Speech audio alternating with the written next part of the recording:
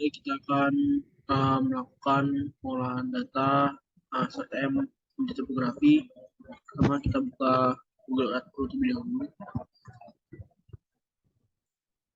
Kemudian kita search di sini. Saya akan memetakan wilayah Google search, kemudian kita berikan marking dengan cara klik ini plus mark dan klik OK. Jadi sini bisa mengganti nama menjadi Toko Arjuno. Oke, kemudian kita membuat poligon. Kita ganti misalnya menjadi meter sama hektar. Kemudian kita tarik titik menjadi bentuk dari segi panjang ya. Kita bisa mengetahui di sini berapa luasan yang kita pakai. Oke, kemudian kita ganti namanya menjadi Poligon Arjuno. Kita save jadi format KMZ. Kemudian kita pindah ke Global Mapper. Setelah itu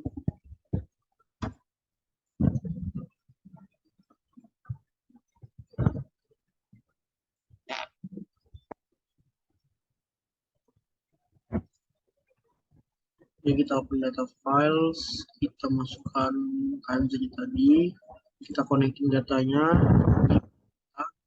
dalam bentuk STM. Kemudian setelah di-connect, kita configuration, projection, kemudian kita ganti position jadi UTM. Ini UTM. Kemudian kita klik apply, sini kita bisa melihat elevasi dari gunung ini. Kita klik information, kita file, kemudian kita export elevation grid format. Kita ganti menjadi geotiff ya untuk formatnya. Kita klik OK. Kemudian kita export bounds, kita klik crop certain area. Setelah itu kita klik enter, karena kita hanya akan memetakan area yang dipetak saja. Kita ganti menjadi TIFF, beri nama. Kemudian setelah itu kita bisa beranjak untuk mappernya. Kita buka lagi global mappernya.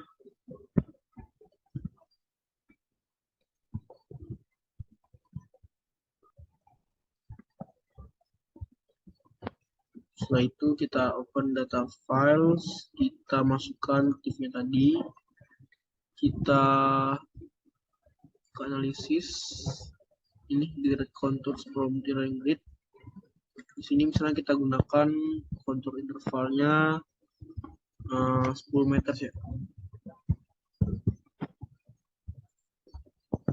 Nah, di sini bisa kelihatan untuk elevasinya sendiri. Ini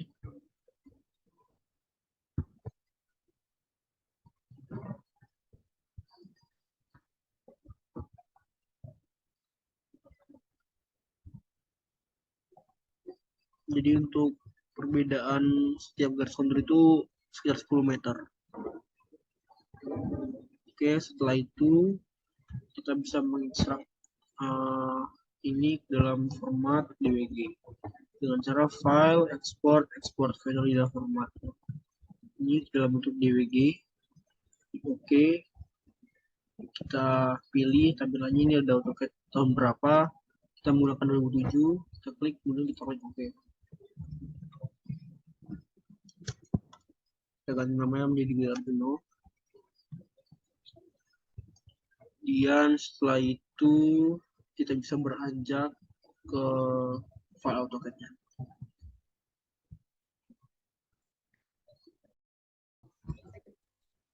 Jadi kita akan masuk ke tahapan AutoCAD. Kita buka DWG tadi, ya udah kita ekstrak dari Global Mapper.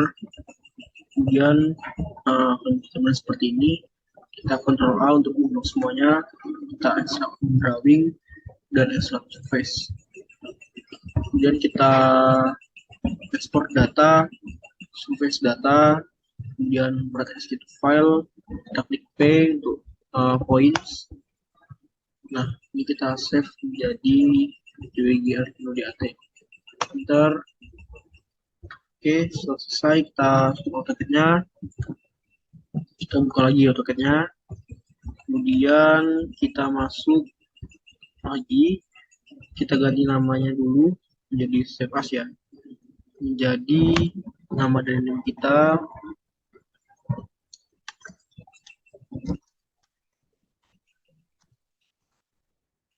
Kita masukkan ke dalam file yang sudah kita siapkan.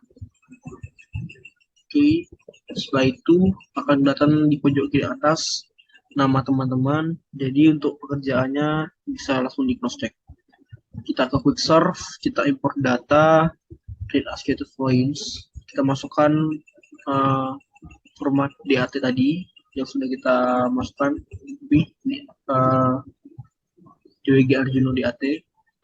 Kita open, kemudian kita ke quick serve control interval. Jadi karena kita tadi mengambil data yang cukup banyak ya, luasan yang cukup besar, sini saya akan menggunakan control interval 10. Ini sudah bebas teman-teman mau pakai inter berapa, tapi di sini saya akan menggunakan 10. Kemudian kita ke quick serve lagi, ke kontur, ke enter, D enter. Setelah itu kita centering dengan cara Z enter, E enter. Nah, ini sudah kelihatan untuk topografinya. Kita Ctrl A, kita ubah warnanya menjadi hitam. Kita ke quick serve, ke annotate, kita smooth contours untuk memperbaiki tampilan dari konturnya. Nah, ini sudah rapi untuk tampilan konturnya. Kemudian kita Ctrl A, kemudian kita ke annotate ya, kemudian kita ke index kontur. Nah, tadi karena kita menggunakan 10 untuk kontur intervalnya, untuk indeks intervalnya kita kalikan 5 saja, bebas berapa sebenarnya. Namun di sini biasanya kita menggunakan 50 atau 5 kali dari kontur intervalnya untuk melihat perbedaan dari indeks interval tadi. Kita enter. Ini untuk ketebalan dari garisnya kita coba pakai 5 ya. Nah, di sini sudah kelihatan untuk perbedaan dari garis kontur dan indeks konturnya. Garis yang tebal ini merupakan indeks kontur, dan untuk ini garis kontur, dan ini adalah jarak antara garis kontur ke garis kontur lain itu disebut interval kontur. Sedangkan jarak dari satu indeks interval ke interval lain itu disebut indeks interval ya. Jadi untuk satu garis kontur ini tuh perbedaan ketinggiannya 10. Dan untuk perbedaan indeks interval dari satu ke yang lain itu 50. Jadi katakanlah ini merupakan 50, ini 100. Jadi setiap satu naik satu garis kontur ini, dia berjumlah 10 meter. Jadi 60, 70, 80, 90, dan 100. Setelah itu, setelah kelihatan bentuk seperti ini, kita akan mencoba untuk membuat label dari elevasi atau ketinggian setiap indeks konturnya. Kita buat polyline, klik polyline di sini, kita tarik garis yang memotong semua bagian.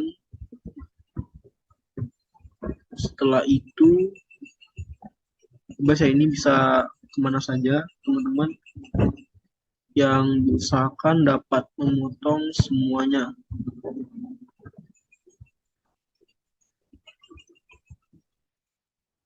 Coba ke sini, kemudian tarik ke sini lagi,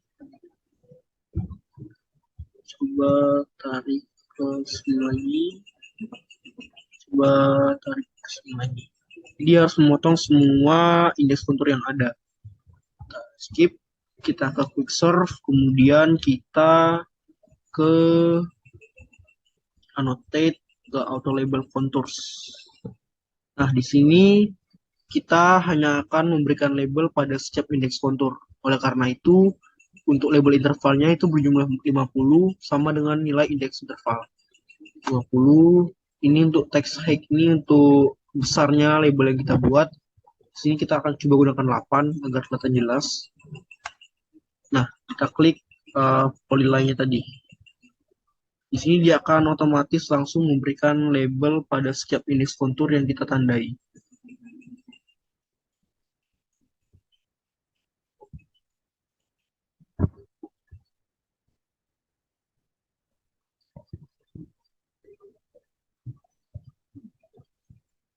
Oke, dapat kita zoom in ya di sini sudah ada labelnya untuk setiap indeks kontur. Di sini teman-teman, ini ada ketinggian 3050, 3100, dan seperti yang saya telah jelaskan sebelumnya, untuk jarak antar garis kontur ini berjumlah 10.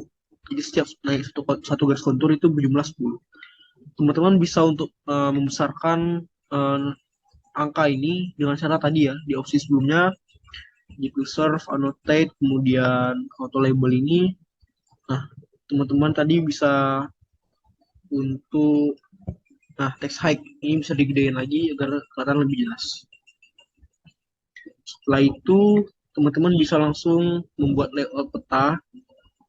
Jadi, dengan cara membuat poligon ya, atau rectangle.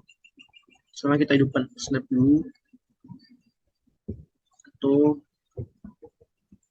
Nah, ini ada fitur tambahan buat AutoCAD. Misalnya segini. Kita potong saja konturnya biar nggak terlalu besar.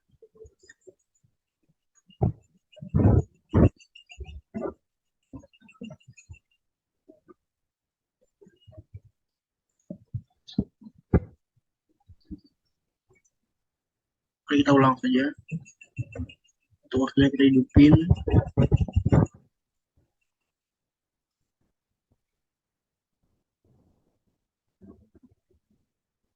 Kemudian kita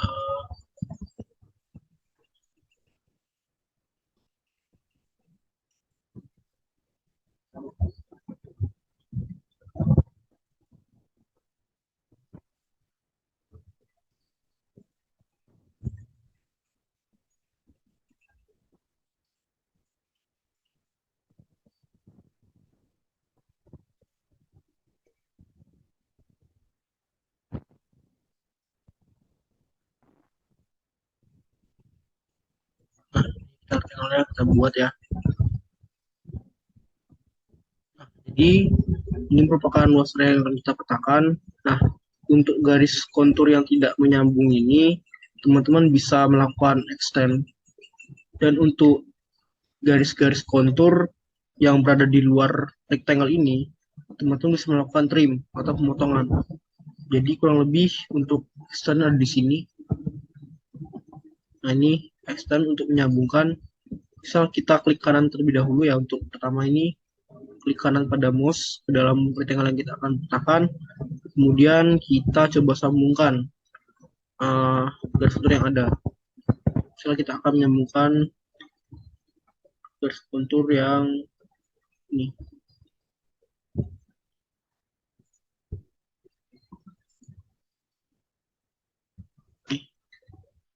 Coba ulang.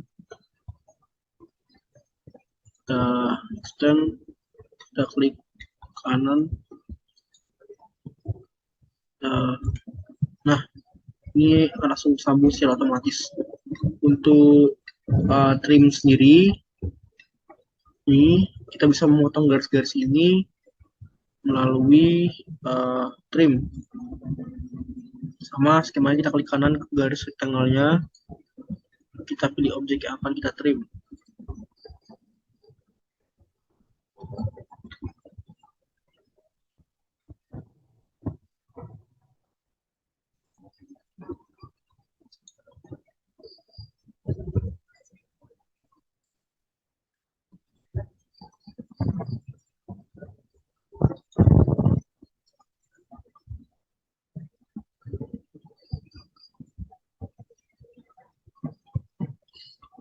Oke, uh,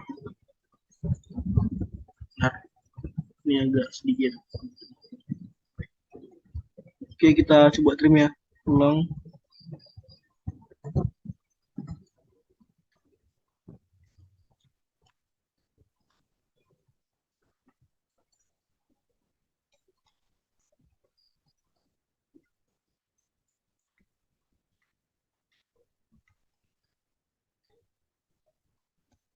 R, kita coba trim. Nah, ini garisnya otomatis hilang. Jadi teman-teman untuk skema extend dan trim ini sebenarnya bisa langsung trim dan extend, namun seringkali error untuk trim sama extend kalau misalnya kita pakai skema block. Jadi tergantung spek dari laptop masing-masing yang perlu gunakan, usahakan laptopnya bisa untuk atau sesuai lah dengan aplikasi ini. Baik, itulah tadi tutorial dalam membuat peta SRTM. Setelah ini, teman-teman bisa langsung membuat layout atau legenda secara manual dengan membuat rectangle dan sebagainya untuk memberikan keterangan pada peta yang teman-teman buat. Mungkin sekian. Terima kasih. Wassalamualaikum warahmatullahi wabarakatuh.